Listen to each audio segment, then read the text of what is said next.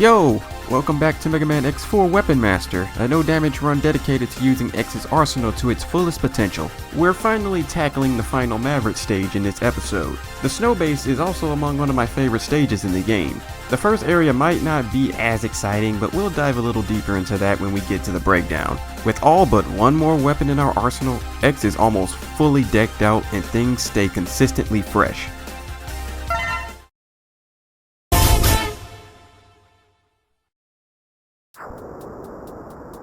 Ready?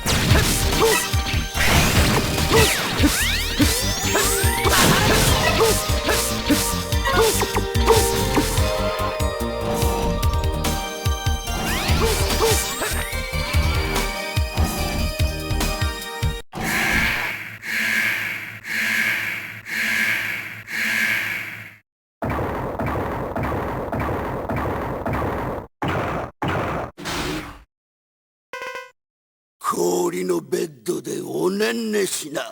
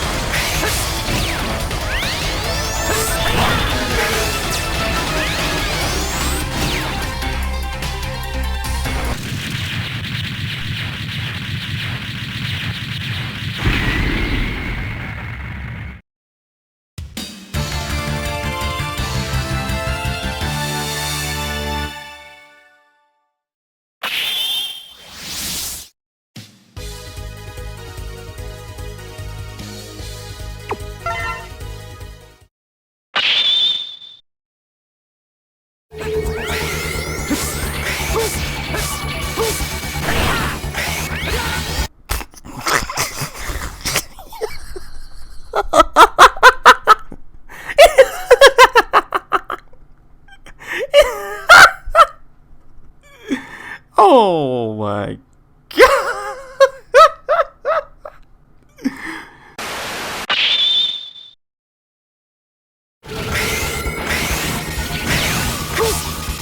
YOLO! I would get hit by literally the least threatening enemy in the game. Breaking news, Magnus Zero has been slain by a tiny snowman. More at 5.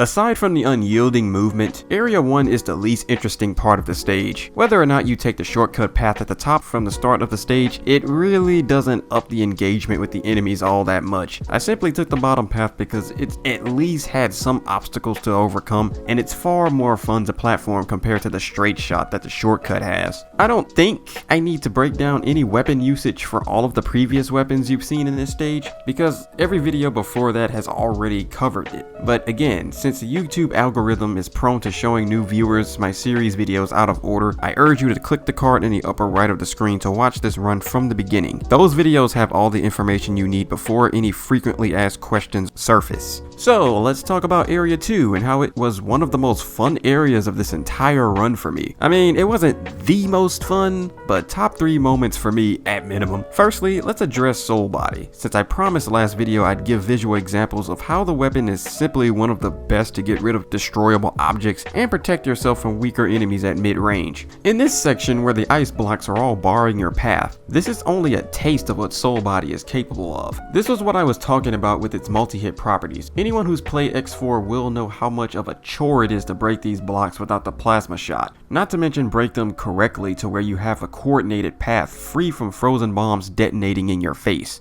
All in their lingering hitbox glory. Soul Body just says, "Nah, I got you, bro," and just cuts the path for you. All you have to do is guide it. Having weak enemies trapped behind the ice only makes it better for the ideal choice of progression. Plasma Shot may trivialize this section, but given technical players and speedrunners go for stock arm generally, Soul Body is especially useful for just straight up steamrolling this section while you're able to comfortably flip the off switch in your brain. The extra video will give this weapon some more spotlight, so look forward to that. Before I move on, let me talk about Nova Strike for a bit. As Dr. Light himself mentioned, the sheer power of this one move is only reserved for when you really need it. There's no need to go into a deep discussion about the move with a very obvious use, but I will say that it does have its place in a run like this when you factor in how this is technically part of the arsenal and not an X-Buster move. It's also a stupidly good mobility tool. The amount of distance it covers is basically a free get out of jail card for platforming. I put this exactly to use in the final weapon part 2, so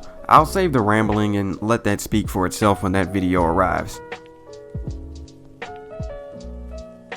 Frost Tower isn't what I'd call practical by any stretch of the imagination, so let me get that one out of the way immediately. In most situations, you really don't need this thing, but does that make it bad? Nope, it's the shield weapon of the game, which is something I'm surprised a lot of people don't know about actually. Its superior protective ability is what redeems it from being an otherwise pace-killing weapon. You'd think it'd be useless to a fast player, but there are situations where no matter how fast you are, and if you're trying to avoid damage or you're near death, you'll need to stop in your tracks. That's where Tower comes in and neutralizes damn near every type of enemy projectile you can think of. Even projectiles you'd never expect to be blocked won't penetrate that barrier you're enclosed in. Again, the final weapon shows this in action, albeit briefly, so I'll let that speak for itself. I won't talk about how it blocks Jet Stingray's projectiles because I'd like to think most people who've played the game long enough should know that already. Uncharged Frost Tower is meant for defense, not offense. So like Lightning Web, it's pretty unfair to judge it like the latter, but that's kind of where the praise stops. Unlike Double Cyclone, it has a defined purpose that helps it stand out for unique use, which is why I personally rank it just above that weapon. However, it can be pretty unreliable if you want aerial protection. The tower crashing into the ground only allows you a brief few moments of airtime protection, unless you time it well. If you're bombarded with projectiles off sync with each other, some of them will get through unless you air dash to safety. Since I'm basing this on a casual perspective instead of my own bias, the average player will find that unreliable in most situations. Since the weapon set in X4 is already powerful, there are plenty of preventive measures you can take to not even put yourself in a situation like that in the first place. That's kind of why you won't see me use Frost Tower that much, even in the extra video. Since I know what I'm doing, I have no need to play defensively. That's ultimately what it boils down to. If you're speedy, Frost Tower will be useless to you. If you're more calculating and taking your time, having this indestructible shield surrounding you as you shoot lemons through it is invaluable to your kit. So this weapon will obviously be ranked higher to a player who values the slow yet steady approach. That's precisely why I'm not the type of person to judge a weapon based on my own bias. I stick to the facts, regardless of my preferences. I don't find Frost Tower that useful personally,